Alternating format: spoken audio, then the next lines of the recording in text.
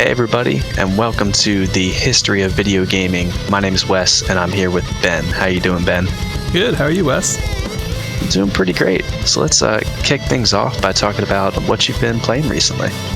Well, I've kind of been all over the place recently. I've been jumping between a bunch of old favorites, and actually a fair amount of stuff has happened with a bunch of them. But for today, I'll talk about Clone Hero, which I kind of started up again. So that's like the Guitar Hero computer game ripoff sort of thing. But okay. It's the one everyone's like playing nowadays. So I was interested in trying it out again. I had tried it out like years ago, and I was actually playing a version called Frets on Fire, which is like an old, outdated other clone game at this point. And even when I had Clone Hero, most of my songs I was getting through the Frets on Fire like website or whatever. But, in current day, there's other people making charts and stuff and other groups. So I wanted to try something new out. And long story short, I reinstalled Clone Hero fresh so I could get all the new updates. And okay, sweet. I went straight for some like charts by people I had not taken from before. But that post charts consistently. So I was like, oh, okay, well, this might be good. And they had a pack called the Jazz Pack. And I was like, oh, that might be perfect. Yeah. And Guitar Hero jazz songs. And literally like the third song down, it's a song called Chromology by Thank the Scientist or Thank You Scientist or something like that. And I never heard of these guys before, but I love the song. I was like, this song's amazing. It's amazing. Like I can't say anything, higher about it. It was really, really good. And so I posted it to Facebook and tagged some of my jazz friends. And I was like, you guys got to check this out because this is amazing. And one of my friends literally said, oh, the sax player in this band is from Philly. He plays with one of your teachers in college. And I was like, oh my God. What? Oh, seriously? Yeah. And then one of my other friends linked that guy to my post, and then he commented on my Facebook, like the composer of this song that I just discovered 2 hours ago comments on my Facebook, and he's like, this my song, and that's all he says. But I was like, what? How crazy is that? That's awesome. I had no idea these guys were even like in the US, Right, just heard a random song and were like, hey, this is cool, I should share it. Yeah, and then the composer comments on my Facebook, and I was like, this is incredible. So, that's hilarious. Yeah, that was a pretty crazy thing that happened. I played through the rest of the pack, and I don't think any song was as good as that one, but okay, it was still really cool. And yeah, it's still, when you have that crazy connection too, you're like, okay, this song's boss, because I actually posted it and got a post from the guy who composed it. But I know, and I didn't realize, but the song had come out just a couple months ago, so it was like pretty relevant, I guess. And they're like touring, so I could go see them. It's pretty cool. That's probably the thing I love the most about Guitar Hero in general. It just introduces you to so much new music, and that's one of the reasons why I wanted to play again so badly. I don't know how much I'm going to be playing in the future, just because I feel like you have to be in the mood for it, but right, it was good. And I definitely want to get a couple more packs from them. They've posted a pack of 20 songs every month for the past year and a half. So, that's crazy that the community is still so alive for that. It's pretty big on Twitch, actually, that the Guitar Hero sort of community. So, interesting. A lot of people will make tracks and then send them to the streamers and stuff. So that makes sense. I feel like that's one of the reasons why people are making a lot of tracks still. Cool. Yeah. Well, so with the controller, is it do you use an adapter to get the guitar controller to work for it? Yeah, because my original Guitar Hero game was on Wii. So I have a Wii Guitar Hero controller, and I'm using a Bluetooth adapter in a program called GlovePie, which somehow makes the Bluetooth into controls that the program can recognize. Okay, yeah. So it's actually a little bit more complicated than it should be, but it works. After many hours of fiddling with it, I got it to work. So, and now it's good. So yeah, it's fun. That's cool. Yeah, and I'll tell you about my other games next time, because there's some other cool things been happening. Okay, yeah, but we can leave that. Yeah, what's been happening with you, Wes? Well, so I've been going just kind of full off the nerd deep end and like totally immersing myself in Pokemon stuff. Oh yeah, that's pretty cool. Yeah, they're in Pokemon Go. The big thing that's coming up is they're releasing Gen 5 in like 2 weeks, or who knows? By the time this episode's live, it might be live in Pokemon Go. Okay. And I only ever played Gen 1 and 2, so I went back and now I'm playing one of the Gen 5 base games or like the main series games to get myself into it. So I'm like excited to see all the stuff that's getting added into Pokemon Go. Right. And I just like, what is those games? Is it like, what are they it's called? Black and White. Black and Just White. those ones. Okay. Yes. Which I keep forgetting that like I think we're on like Gen 7 now, or Gen 8 is the one that's going to be coming out in November. It's insane. Yeah. There's like, people are upset because in Sword and Shield, there's not going to be like, you can't get every single Pokemon that's been released. But the Pokemon company was just like, yeah, but there's like 1,000 or something. And we're trying to do really good 3D animations for all the ones that are going to be in the game. So calm down. Wait, in Black and White, are all the Pokemon from all the other gens in there too? As far as I know, I think you have to beat the game first. And it's only like the 140 or something that were introduced, and then you can do it. Wow, cool. But yeah. So I feel like for like, if you're really hardcore into it, that's when for me, I feel like those kind of games I might do one playthrough. I don't really do like the shiny hunting or anything. So I don't think it's going to be a huge deal for me in Sword and Shield if they don't have every single Pokemon. But yeah, I think in Black and White there is. Nice. It's kind of nuts, but yeah, so I don't know. It's so simple and it's so like uniquely its own thing. It's just fun, but like when you're in the mood for it, to just like really throw yourself into it. Yeah. So yeah, I totally I've been loving that. Getting new favorite Pokemon and realizing that not every gen after Gen 1 is stupid like I used to think. There's a lot of good ones. So. Well, it's just like, I remember when I was younger, by the time Gen 3 came out, I was like, I'm so confused about who's and where and like all the names and stuff. Because the first 150 or whatever, like everybody knows all of them, you know? Yeah, exactly. Yeah. But in Gen 2, like, even, you know, you've got your couple favorites, but then it's like, I've never seen this thing before. What is it? Yeah. And there's definitely forgettable ones in like every gen. But of course, the original 150, yeah. Like, you know, all of them. Yeah. And they're all cool. But, every single one. Yeah. I mean, there's a little bit of bias, I think, but I definitely think they're all cool. Yeah. But you look back at Mr. Mime. Even Rapidash. Oh, Rapidash is okay. That's like some people's favorite, man. You're going to be hurting people's feelings. I knew you like Rapidash, Wes. But yeah, so I've been doing lots of that, and it's been pretty sweet. I'm pumped to keep playing more of it and ride the hype train for like 2 more months until Sword and Shield comes out. Nice. Is that coming out on Switch? Do you know? Yeah, it is. That's one of the main reasons I got the Switch. Oh, cool. I'll probably get it too then. Wild. Yes, yeah. Wait for the reviews, because there's hardcore Pokemon fans are like, I don't know if it's going to be any good. Oh, I'm sure it's going to be awesome. And like, it might just be like not everything that the hardcore fans are hoping for. Yeah. I don't know. But I'll enjoy it. I know that.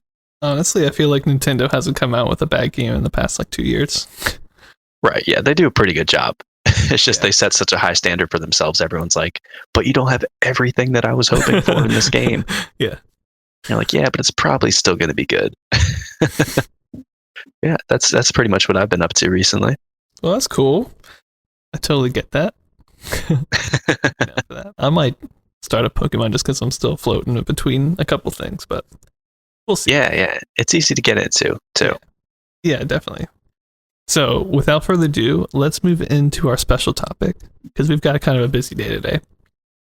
And for the special topic for today, I kind of thought we're in 75 now, so why don't we talk about some of the outside events that are happening in the video gaming, you know, in the early 70s? Because the last time we did that, we ended, I think, at 1970.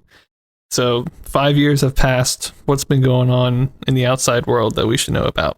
Because, you know, it's good to know things that are happening. Yeah, gives you good context, too, for like what was happening at the same time that like Flim Flam was coming out, you know? Right. You know, I'm sure when other people do their histories of, you know, world history, Flim Flam's definitely on there. So It's got to be. We have to just reciprocate that as much as we can.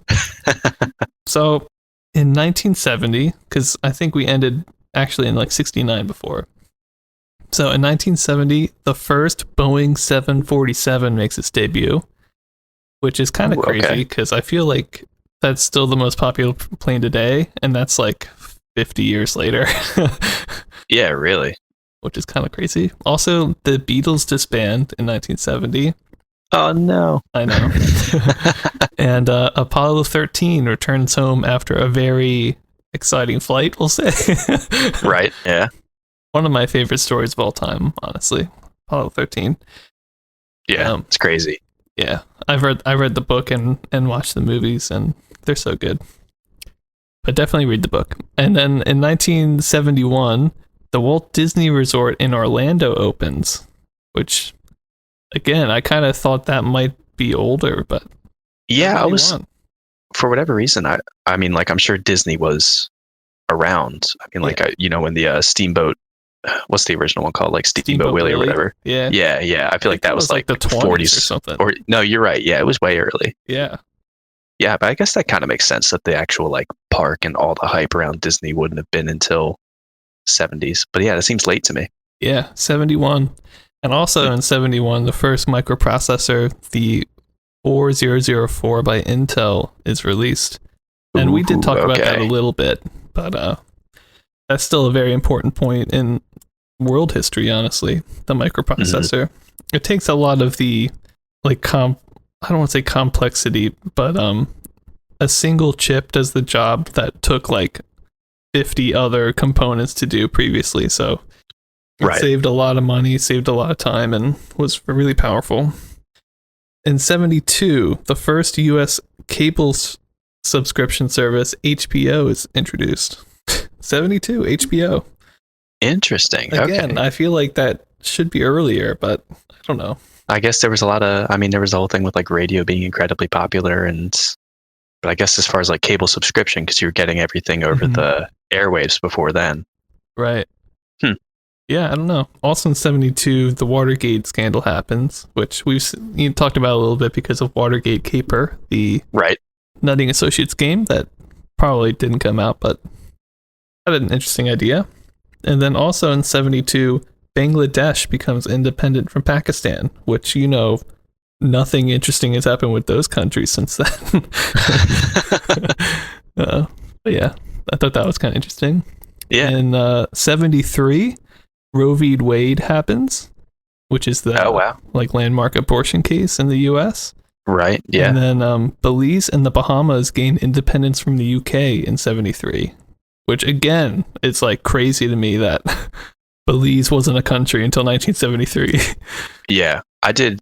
I just had like a brief course when I was in college that was like Latin American history and politics, and all the stuff in the 70s when you're like, how is this still like colonial, like occupied territory in the 70s? Yeah. And somehow Britain and like Germany were like, yeah, we can still just keep that.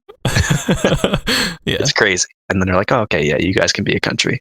Yeah, I feel like the Bahamas makes more sense to me, but Belize is like a decent sized country, I think, right? So I'm pretty like, it's not the biggest, but it's a considerable size. I did a project on it in college too, so I should know, but I don't. So moving on, in 1974, barcodes are introduced. They're called like universal standard barcodes or something. I don't know, but the black and white lines basically. Right, like that format. Yeah. Like before 1974, they weren't a thing. Like, how did people do anything? How did you do inventory? Stuff like that. Yeah. Yeah. I mean, I kind of work in a mailroom a little bit, and let me tell you, every single priority piece of mail has a freaking barcode on it. So yeah, and I work in a library, and every single book has a barcode on it. So before 1974, it was all by hand, I guess. And also in 1974, the human population reaches 4 billion, which blows my mind because we're, I feel like, almost at 8 billion now. And that was just 50 years ago. Wow. Yeah. Yeah, so that was crazy. And in 1975, this is where we currently are in the timeline. Vietnam War finally wraps up because of I think the fall of Saigon happens in 75. Microsoft is founded by Bill Gates and his partners. Jaws comes out. Jaws is actually going to be really relevant because a couple games based around Jaws is going to come out in 75. So that one's actually super relevant to the history of video games, and we'll definitely talk about it more in the future. And then finally, Saturday Night Live airs for the first time in 1975. Oh, wow. I know. They've been going strong for a long time. Yeah. That's a lot of stuff in 75. Microsoft, too, which, of course, is going to be like hugely important in the history of video games and everything else. Yeah. Again, I thought maybe Microsoft would be earlier since, we've been talking about like Intel and Texas Instruments, like other companies that we know pretty well today. Right. Yeah. Microsoft not till 75. It's interesting. Yeah, I guess in your head you kind of condense it all because if you don't know the history of it, you're like, yeah, but all those guys do like similar things. So you think they were sort of created around the same time. Right. I didn't realize that either. Yeah, so those are a couple events that have been going on outside of video gaming in the early 70s. I think, every 5 years or so we'll come back and do an episode like this. So yeah, it's good. Gives good context to why people might start being really interested in certain types of video games and how the industry's growing, all that kind of stuff. Yeah, definitely. So without further ado, let's get into the timeline.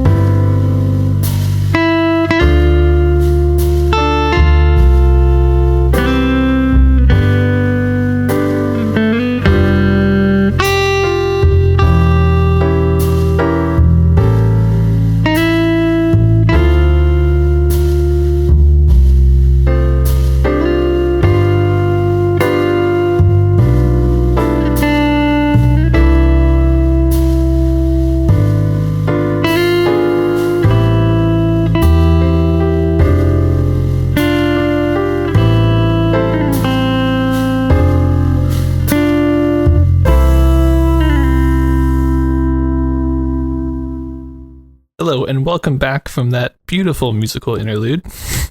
Just beautiful. We can only imagine. So our first grouping for the day, we've got a clone here. You would have guessed, but a clone by Elektra, which I think is also URL, which stands for Universal Research Labs. I think they're the same company. But their game is called UFO Chase. This is, by the way, in like still early 75, but we're not totally sure exactly when UFO Chase came out. But it was basically a licensed version of Attack UFO by Taito, which is a game where two players are UFOs and one's basically trying to ram the other one, kind of like a cat and mouse game. Okay. But you also have to dodge asteroids. So it's got some other things going on, but that's basically the gist. There's no emulation for that one.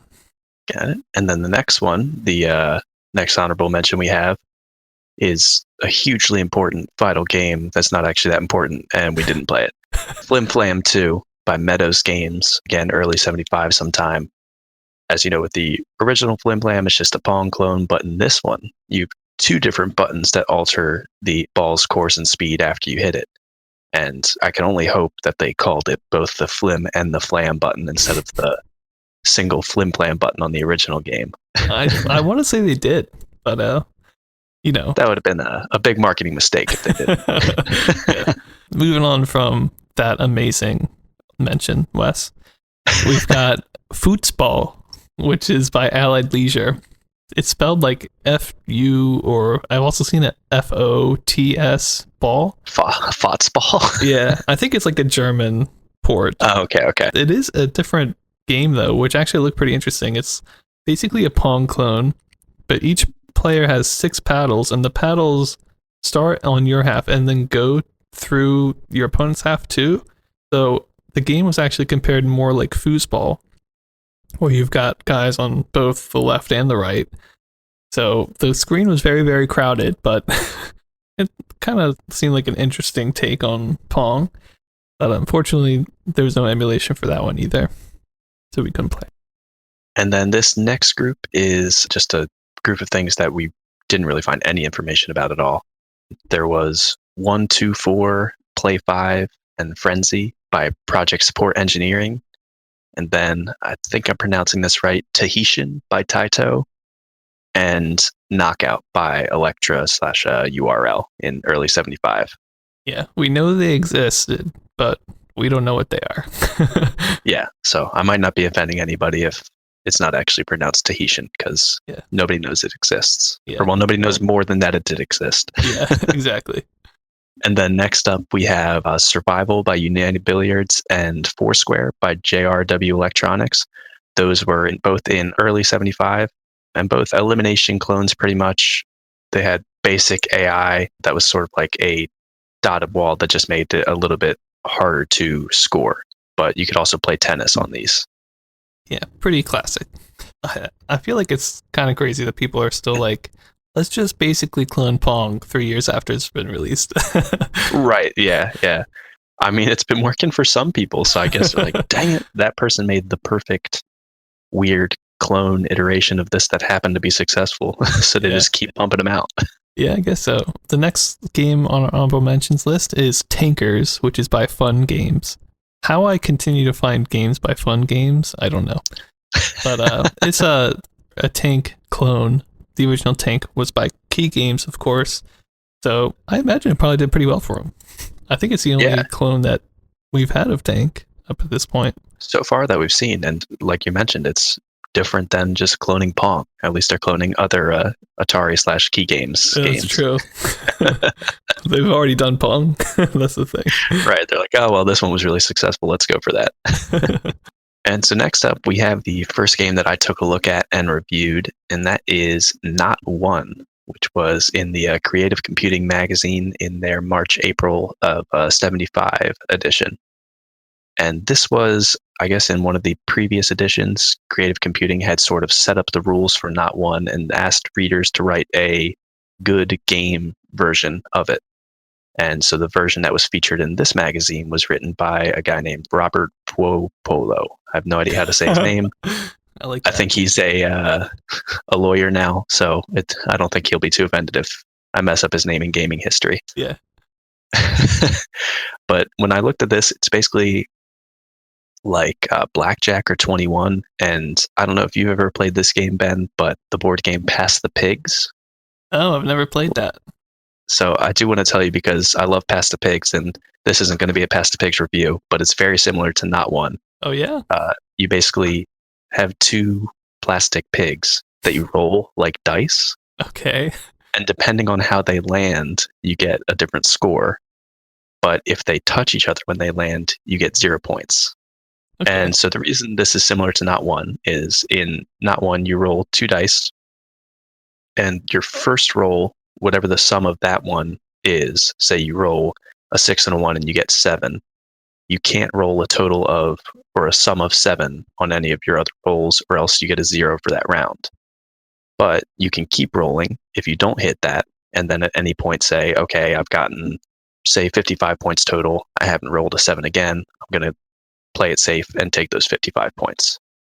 So that's what made me think of Pass the Pigs. You can keep rolling the pigs until they touch, but if they do touch, you lose all your points for the round. Right. And because I'm biased, I was like, well, I see lots of info on Pass the Pigs, but when I search Not One on Google, not much comes up. So Pass Pigs is the ultimate successor. Yeah. So this was a video game version of that where you play it against a computer. It goes on for 10 rounds, and whoever has the most points wins. So pretty much it's pretty simple. One of the things that I thought was most interesting about this, I couldn't really tell by the brief sample of code that the creator had on the magazine and from the picture of the magazine that we were looking at, but I'm not sure how the computer decided how many times to roll each round. I think it would have been hard to, at the time, create any sort of like logic or decision making where it's like if this, then that, and then also stop rolling at this point. So I'm guessing it was something like it always rolled for a set number of times, and then whether it got the total sum or lost all of its points, it would end the round. Or maybe it always rolled until it reached a certain sum. So I'm not positive on that, but it was just one of the interesting speculations behind this game that kind of made me wonder how it worked and all the work that went into it. I thought the game was, I could be wrong about this because you've looked at the code longer than I have, but I thought it was something where you got a certain amount of points and then the computer always went after you and either rolled until it got more points than you or busted. Oh, okay. I might have missed that when I was looking through it. I feel but like that does sound like it works. That would make sense for a way to code it that would be fairly easy to do, so that it would always. Well, that adds an interesting element to it too, because then it's just always trying to beat you basically instead of trying to like play its own game. Right. But regardless of that, that doesn't affect the review that I gave it too much, but just an interesting thing to think about when you're looking at this game and how it was the computer was designed to play it. Yeah, definitely. For the graphics in this one, it's a text game, so I gave it a 0 out of 10. Oh, pretty rough. Or, well, I mean, it just, there's no signs, no dice rolling on the screen, whatever. Is there anything in the magazine at least? I don't think they have any alligators rolling the dice or crocodiles teaching you math or stingrays flying in the air. So I was going with a Steve Irwin theme there, I think. May rest in peace. But no, nothing like that. So 0 for graphics because they also didn't have Steve Irwin on there. Yep. And for sound, I gave it a 0 out of 10 as well. It's a text game. I did play it in Tabletop Simulator when I was playing the game. Wow. Yeah, because I was like, hey, I can actually, for whatever reason, I probably do own dice. I just actually didn't look around my apartment to find them. But I was like, yeah, why not play a video game version of it? So I just rolled some for a little bit in a Tabletop Simulator. But can't review it based on that. And for the gameplay, I gave it a 1.5 out of 10. It's a fun gambling sort of game, and I think it's a cool test of what you can code, like a lot of the computer games that were coming out at the time where it's kind of like, hey, we have this game. Can you make it in a video game version? And like it's kind of a lot of the impressive factor of these games isn't that they're super fun to play, but just that someone was able to make it. But I feel like the gambling sort of poker, 21, blackjack kind of game benefits a lot from being in person or playing against other people. Mm-hmm.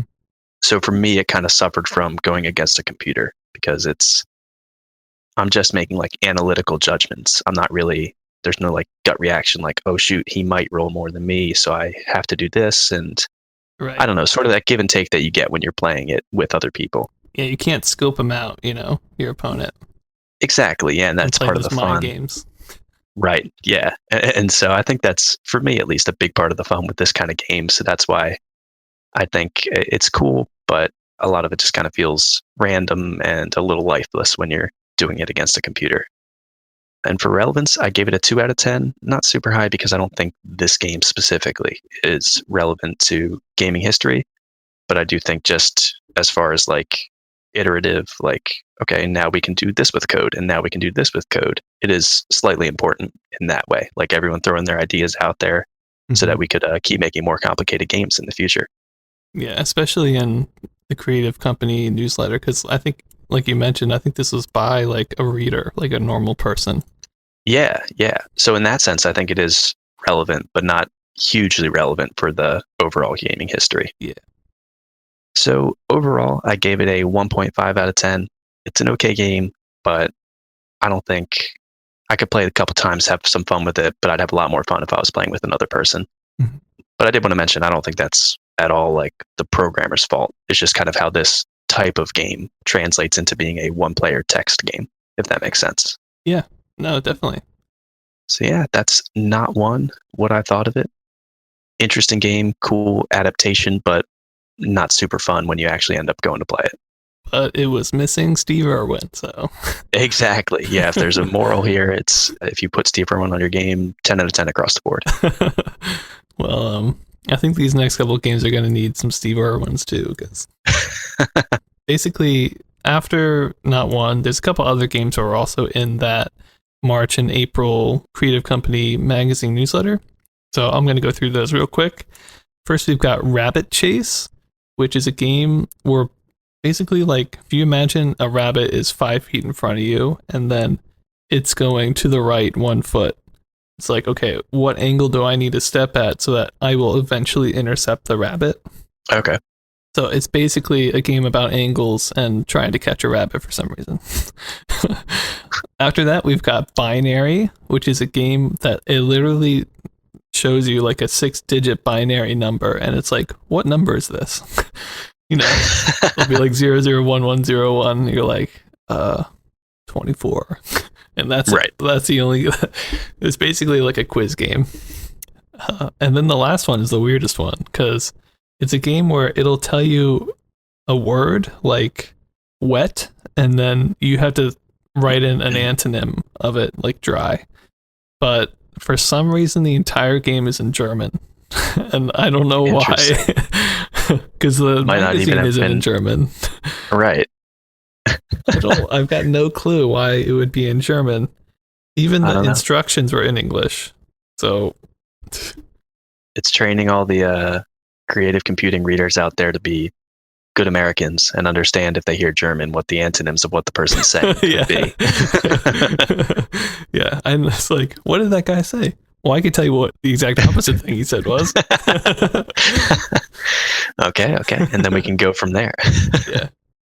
And so next up, transitioning away from the creative computing games, we have Duel by Digital Games Incorporated and Electromotion 4 by Electromotion. Both came out in April. Oh, geez, I just had a trouble remembering what my months were of 75. And these both played 2 and 4 player versions of tennis and hockey clones, basically. And after that, our next honorable mention is Model 474, not to be confused with the Boeing 747. Why would you say that? Just to make sure that nobody understands what I'm talking about and everybody's confused. So Model 474 by Digital Games Incorporated in 75. It's a Pong's doubles clone with a 1-player version where you had to bounce the ball behind a wall to score. Man, Model 474 released in 75.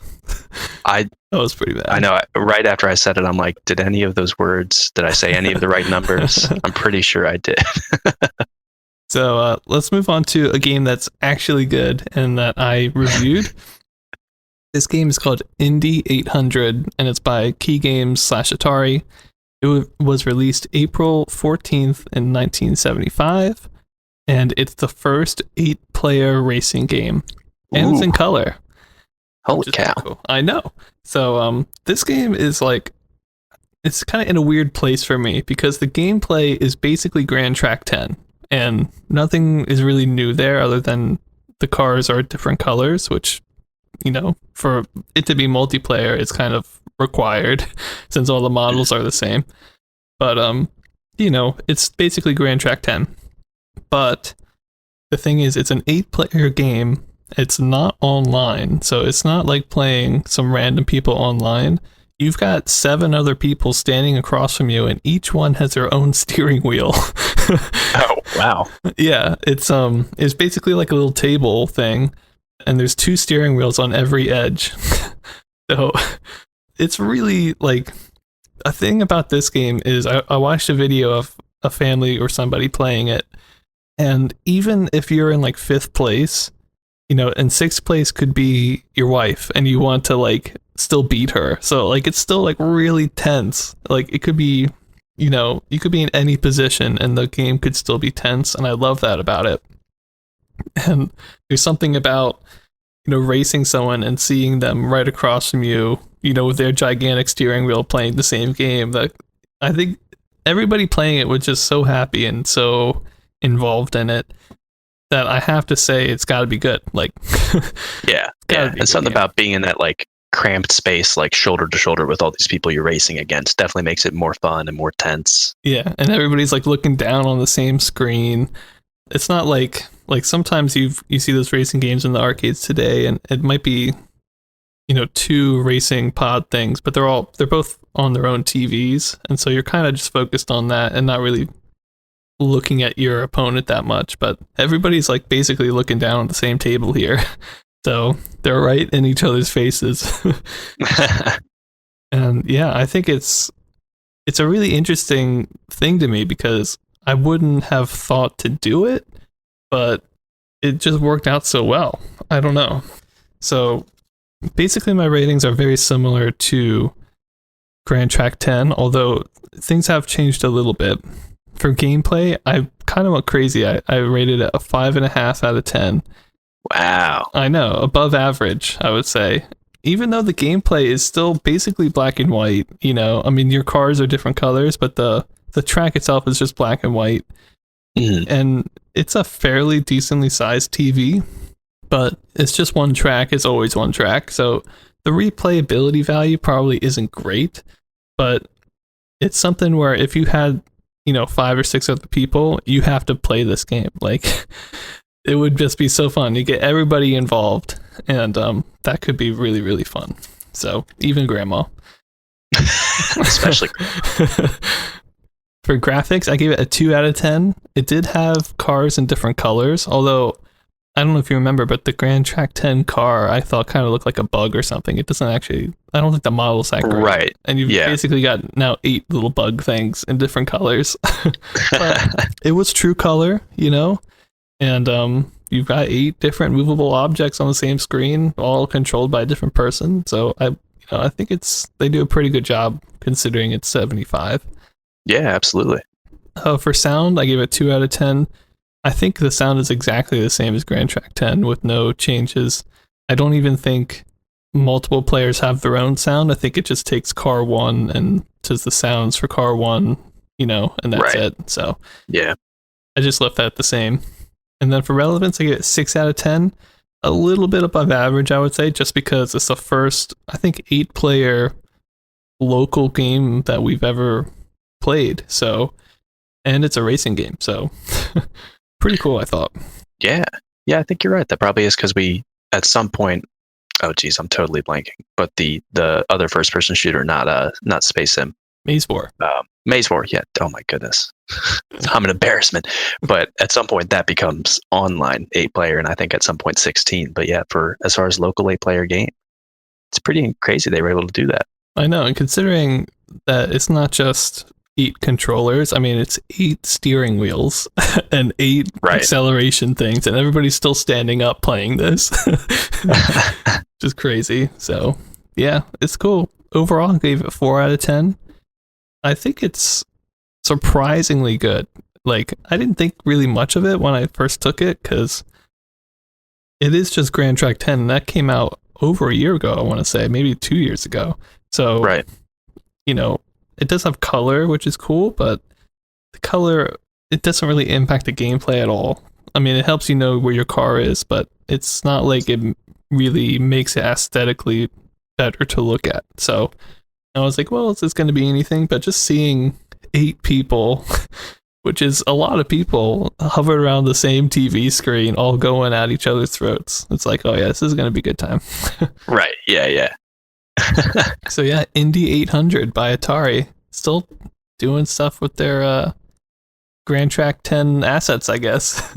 Yeah, I mean, if they can resell it, I'm curious, and I'll have to look this up at some point. Like, that must have been such an expensive piece of hardware at the time with 8 players. I mean, I guess it is the only one screen, so as long as the peripherals weren't extremely expensive, but I bet you it took 8 quarters, you know? Oh, well, yeah, that's true. So if you got people to play it, it would hopefully start paying for itself pretty fast. Yeah. But yeah, it was very cool. A very interesting one, I thought. Different from most games that have been coming out, which are mainly 2-player based, I would say. Right, yeah, and where a lot of the value of the game isn't necessarily the game itself, because it's not hugely different from Grand Track 10, but just the fact that you can play with that many people. Yeah. Yeah, it's an event to watch people play this. So why don't you walk us through our next Atari game here, Wes? Yeah, and so this one is a different take, but also still in the racing vein. So the next one that I got to play was Highway by Atari in April 29th of 75. And one of the most important and exciting things about this one is that the cabinet had an attached seat that came with it. Oh, yeah. So you're sitting down when you're playing a racing game and using the steering wheel. Finally. So Yep. But other than that, it's kind of surprising that didn't seem to be a ton of information on this one. So I don't know if it ended up being very popular at the time. But to get into the basic gameplay of it, it's an overhead view of a car and a road sort of similar to Speed Race by Taito. And you drive on a 2-lane road where traffic is coming against you on the one side and going with you on the other side. And the road basically zigzags across the screen. As far as I could tell, it's a repeating pattern that the highway zigzags, but it could have been sort of generated. I'm not positive about that. And at the top of the screen, there's points that show up, and the points go up the further you go within the time limit. And the score starts flashing when the time is about to run out, and then whatever you get at the end of the time is your score. One thing I thought was interesting that I think we have seen before with walls and other objects in games of the time is that you can actually collide with the other cars on the track, but you don't get any penalty, like your car doesn't flash and respawn or anything like that. You just hit them, and basically it's a time penalty because it takes you a while to get back to speed. And it also had a racing staple, which I don't know if you'll have to help me out with this one. I don't know if we've seen it in other games yet, but if you go off the track, you start going really, really slow. It has that in it. Yeah, like Grand Track 10, if you go off the track, you basically like spin out and then have a couple of iframes to go back onto the track. So if you were driving just off the track for a while, you wouldn't really move. So kind of. Okay. I know what you're saying though. Like you go off and it's not like an immediate crash like Grand Track 10, but you go slower like you're driving on grass or something. Right, exactly. Yeah, because you're either on like gravel or grass or whatever's outside the highway. So you're just like max speed is like cut a huge amount, which I feel like it makes sense if you're looking at it from like a logical racing kind of standpoint, but I feel like that's just like every racing game now has that. Yeah. And the only weird thing as I was playing through this that threw me off a lot and is going to affect my ratings a fair bit is in Speed Race, when you're steering from left to right, your car is always facing the same direction, but it's just moving left and right on the screen, and you're always moving forward. This one, when you turn left, you pivot what looks to be like up to 45 degrees left or right, and then your car's moving the direction it's pointing on that angle instead of just like ducking and weaving left and right. Right. And so it makes sense with the diagonal track that they were trying to do. So you're kind of like going back and forth. But in practice, it made it like really weird to control, for me at least. Yeah, you can't like hop over to the next lane really easily because if you turn that way, you'll start like plummeting towards that side of the edge of the road like really fast, you know? Right. Yeah. And I'm not sure, because I was playing this on a computer, I'm not sure how the sensitivity of the movement was in on the steering wheel of the actual cabinet. But like anytime I pushed a button, even with sensitivity settings pretty low, it's pretty hard to stay on that road. It's not very thick, you know. I think you can say that. It's pretty skinny. It's a thin strip on the screen, so that made it interesting. Yeah, I do think it seems like when the road was at the most extreme angle, it matched the most extreme angle you could turn at. So there were like brief blissful moments where there was no traffic and I was just like holding the right button all the way down and going exactly the direction I should be. But that was kind of few and far between. Most of the time it was me just like off the track, struggling and then hitting cars over and over again. Yeah. But that's part of the fun of a racing game. But getting into my ratings for this, for graphics, I gave it a 2 out of 10. I think it's a pretty decent graphical representation of a car on a road. The car is kind of like 4 circles and then a big rectangle. Looks like sort of like a Pinewood Derby car if you've ever done Boy Scouts. And the road is pretty simple, but it does have like a little dash going all the way through the center of it, so you can tell where their 2 lanes are, and then black, which stands out pretty well on the white background, which is the rest of the screen. Oh, and by the way, Wes, I don't know if you even noticed this, but this was the first game you've reviewed that has scrolling graphics. What do you think? Yeah, and I was going to say, it does have the scrolling graphics. It's pretty cool. It's different than like basically everything else we're playing at the time, because it's just like a static, maybe refreshing screen if anything in the background is actually changing. But this is just constantly refreshing. Yeah. Because it's the scrolling graphics, which was a little distracting, but for scrolling graphics at the time, I think it basically had to have that. Yeah. I mean, it feels very very fluid when you play. Like, it doesn't feel like there's boundaries or like the screen's refreshing at all, you know? It feels like just walking forward in, you know, an FPS game that we would play today or something. Right, yeah. So it's a huge jump for video games, any of them with scrolling graphics, because it's like, oh, I can go forever instead of like, oh, I'm just trapped on this tiny screen. Yeah. So it does really, I think a lot of the racing games at the time that have this, both like Speed Race and this one, really benefit from having those scrolling graphics.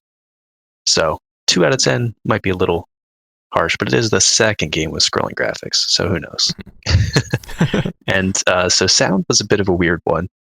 We were able to find one video that we're pretty sure had the original sound, but when I was listening to it, I couldn't hear much more than an idling engine noise.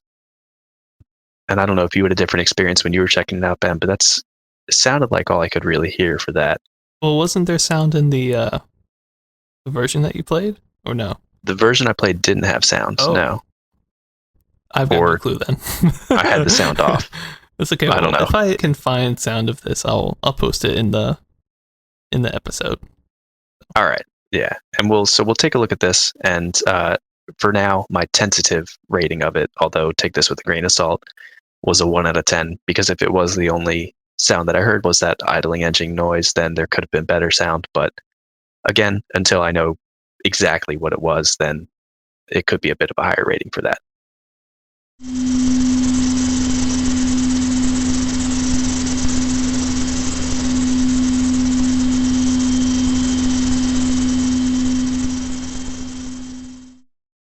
And for gameplay, I gave it a 2 out of 10. The 2 lanes of traffic going different directions, and the way that you controlled the car, as I mentioned, just kind of made it a little difficult for me to play. But the core of the game is simple and fun. It's a cool racing game, and you're dodging cars on the highway. So it has a lot of the good stuff that makes a racing game fun, but the way it controlled for me kind of killed how it was executed and how fun the gameplay actually was. And for relevance, I gave it a 4 out of 10. I don't think the game itself is hugely relevant. I mean, it has the scrolling graphics, although it wasn't the first one to do that. But the fact that the cabinet has a seat, I feel like, is hugely relevant for arcade racing games. Players have been just standing while racing this whole time, which seems super weird. But the fact that you can actually get immersed in the game, you're sitting in a car. They tried to make this cabinet sort of feel like you were enclosed, so that you felt like you were in a car. I think that's a pretty darn relevant for arcade racing games, definitely. Yeah. So overall, I gave it a 2.5 out of 10.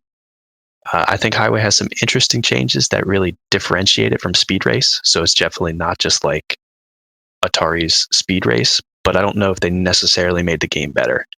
I think I would have preferred the sort of dodging left and right that Speed Race had to the angled movement that Highway has, although it did give it the benefit of having the track not just be super linear. So yeah, overall, I think it's a pretty interesting game. It's cool. Didn't have the most fun time playing it, but I think it's an important entry in Atari's history and a fun time.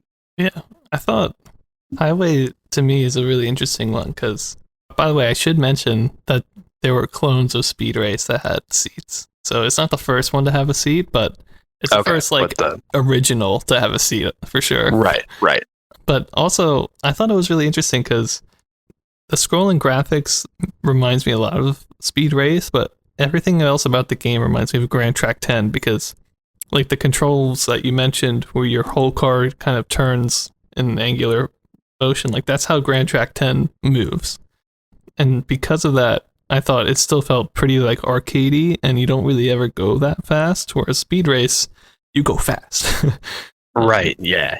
So I thought it was like an interesting one because Atari seems like we're trying to implement that technology in their Grand Track 10 formula, if that makes sense. Right. And at the time, I mean, it might have just kind of been, hey, we know that Grand Track 10 works well, people love it, but we want to try something different while still keeping like their own identity to it. Right. And you got to kind of just, I guess, try and see how that feels. But this one definitely doesn't feel as much of like a go fast racing game as Speed Race did. Yeah. It's a hard game, Highway. It was, yeah. And I'm sure at some level that influenced my ratings of it, but I was crashing all the time. Yeah, let's move on to the next one. We've got a lot of racing games this episode. I don't know what we do, yeah. But we're in May now of 1975, which is kind of crazy because this is only our second 1975 episode, and we're already in May. Yeah. But don't worry, the holidays get crazy, so don't worry. Yeah, so we've got a game called Pace Car Pro, which is by Allied Leisure / Electra, which came out in May. And I really, really wanted to review this one because it just sounded awesome. It's a 4-player color racing game, I think similar to the Grand Track 10 style, just a single screen, single track. But the amazing thing about it was it had AI opponents, which in a racing game, I think it would be awesome. So yeah, really. And it had true color as well. Same thing as Indy 800. But it was only 4-player, but it had, I think, 4 AI opponents. So it was very similar to that. They both came out basically at the same time. So I don't think, one was influenced by the other, but I thought that the AI opponents made that game really, really interesting. But unfortunately, I couldn't find any videos of it, any emulation of it. There's just a couple flyers, and that was it. So I really couldn't rate it, but I thought it was really cool. That's crazy, because it sounds like it would have been a hit, but who knows? Maybe there was something about it that made it so it wasn't super long-lived. But yeah, that sounds like a really interesting game. Mm-hmm. Yeah, I wish I could have played it, honestly. But let's get on to the next honorable mention that we have. This one is Pace Race by Electra. Came out in May of 75 as well, and this was basically just a black and white version of Pace Car Pro, so it was kind of a cheaper option if you didn't want to go with the color racing version. Makes sense. Yeah. Although you might get your car confused. But yeah, if there's 8 players on the screen, think you're an AI or another player. And that's going to bring us to our last game of the episode, the other one that I reviewed in full, which is another racing game by Allied Leisure in May. Wow. I know. I don't know what's going on April, May that people are like, we need to be making racing games right now. But right now. They are. So, yeah, this one's called Street Burners, which is a great name. I feel like most of these names are pretty boring, but Street Burners, I kind of like that. Yeah. That's got like an inventive flair, and it feels like, oh yeah, I'm like really burning up the road or something. Yeah. And this was a Speed Race knockoff. So, it was the classic Taito of you're dodging cars. You're basically on a straight track, but you're dodging cars left and right, and you're going really, really fast. So it was right up my alley because I love Speed Race. And Street Burners, what makes it unique is that it's a 2-player version of the game. So you've got 2 wheels, 2 gear shifts, whatever.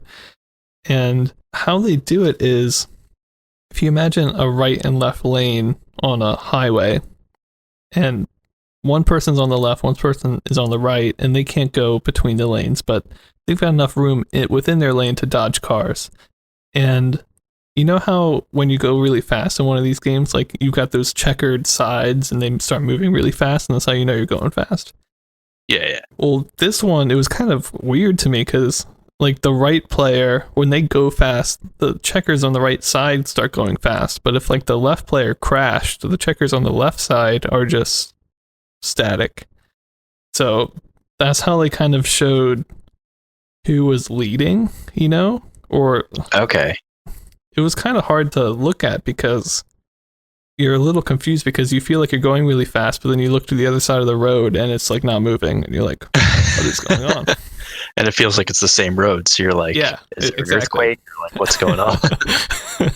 I know. Yeah, exactly. So that was a little jarring, but I understand why they did it. And you do know if you're doing well or not, I guess, because you can see the checkers by your side moving or not. So, it makes some sense, but it would have been good to have, like, I feel like in a game today, you would have like a mini map in the bottom that would show who's closest to the top or something, Right, who or just like further. 2 little bars with like course progression. Right, but in this one, there wasn't anything like that. It did have a score at the bottom, but it was, a text-based score, so it was hard to tell, I think, who was leading just by looking at the game.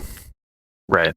But, you had a 2-player game where both players can go really fast for the first time ever with scrolling graphics. I think the first 2-player scrolling graphic game, and the scrolling graphics are like half the screen is scrolling and the other half could be static, and, vice versa, or both at the same time, or neither. So I feel like the technology had to have been kind of crazy to make this. So getting into my ratings, I give the gameplay a 3.5 out of 10. You had that competitive 2-player moment in a speed race style game. So just because of that, it's pretty fun. The gameplay is not really much change from Speed Race, which I really enjoyed. Although your track is kind of half as large, so I would say it's a little harder. But I definitely really enjoyed the gameplay. I thought it would be really fun to verse your friends in this. And for graphics, I gave it a 2.5 out of 10. Basically the same as Speed Race, but I feel like it has some positives and some negatives. Like, for one thing, the checkers being different kind of threw me for a loop, but the car models on the Speed Race games are probably the best car models that we've seen. Honestly, I feel like they blow Indy 800 and Highway and Pace Car Pro like out of the water. So, I mean, I don't know. They're kind of like your Boy Scout, cars, but they're like the cool ones, like the ones that people go and like spend hours and hours on. There you go. Yeah, the ones that they're like, their dad has been like a woodworker for like 25 years, and he's like, yeah, I'll make your car for you. And it looks like a Hot Wheels or something, Right, it's exactly. Cool. So I would say, graphics are pretty much the same overall.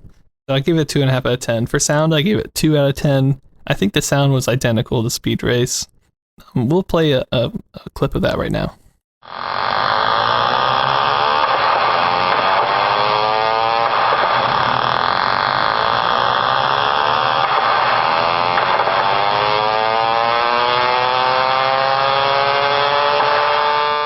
And then for relevance, I gave it a 7 out of 10, which is pretty high, but yeah, really, this is the first game that I think, well, definitely the first game that has scrolling graphics where the scrolling graphics are different on both sides of the screen, which I feel like would be really hard to do.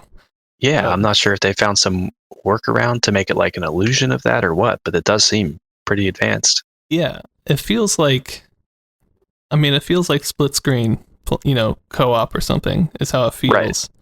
And to have that in a 1975 game is like crazy to me. And, it also builds upon the Speed Race type gameplay, which, in my opinion, that gameplay is the closest thing to modern racing gameplay that we've seen so far. So I just think it had a combination of factors that, with the 2-player in person and with the scrolling graphics and stuff, that I thought, this is probably a fairly important game. So, and I believe Street Burners is going to go on to influence a couple pretty notable games as well. So that's why I gave it the high relevance score. And overall, I gave it a 3.75 out of 10. Ooh, yeah. Which is just a little bit below Indy 800, which I gave a 4 out of 10. So I think, if you have 7 other people, you have to play Indy 800 for sure. But if you have just one other person at the arcade, I think Street Burners are going to have more fun playing in a 2-player setting. So it's a really cool one, I thought. Different. Yeah. Interesting. I like these racing games. Yeah, we've covered a lot of them recently, but yeah. It's definitely fun, and they're always really good for an arcade setting too. Right. But interesting that you've covered 2 that are basically other versions of games that you've covered previously this episode. I know. Well, the one I gave you, Highway, was I thought kind of was a bit of both. So I was like, well, I should give that one to Wes. That's true. Yeah. Yeah, and that'll wrap it up for us today. You want to take us out, Wes? Yeah, sure. So, I mean, just to go over, we talked about, at the beginning, the history of the 70s, early 70s through 75 to give you some context of what's been going on. Covered a lot of games, too. We did a few interesting, in quotes, with like an ellipsis after it, creative computing games. A lot of clones in the beginning that we covered in our honorable mentions, but then wrapped it up with a lot of clones, but also sort of original spins on racing games, and got some interesting stuff to look at with both Indy 800, Highway, and Street Burners. And yeah, we're blazing right through 75, but we still have a lot more stuff coming up. Yes, be prepared, because I think even in our next episode, we're going to get to some really cool and interesting games. So, and they're not racing related. So, so switch it up a little bit. Yeah. Yeah. So thank you so much. And, as always, remember to check us out on our website, tweet at us on Twitter, send us an email if you want us to respond or anything like that. Yeah. And check out our Twitter, because by the time this episode comes up, I should have a video of me playing through some of the music from some of our early episodes. So be sure to check that out. Yeah. And you'll figure out that Ben isn't faking it, and also that he is a real human being. Yep. You might not want to see that. Like, I remember the first time, I don't know if you know the person named Sips, but he's from the Yogs cast, which I watch. Okay. He's, he plays video games for a living, but he's kind of like an older guy. The first time I saw him, I was like, whoa, who is this old guy? Yeah, it throws you off a little bit when you're used to just hearing the voice, and then you're like, yeah. But that also sucks for the streamers when they're like, dude, I'm just putting the face cam up like you asked, and now everyone's like, what the hell? No. Hopefully it won't be that bad. No, I don't think so. Yeah. I think with that, we'll close it out. Wes, it's been fun. We'll see you guys in the next episode. See you in the next episode.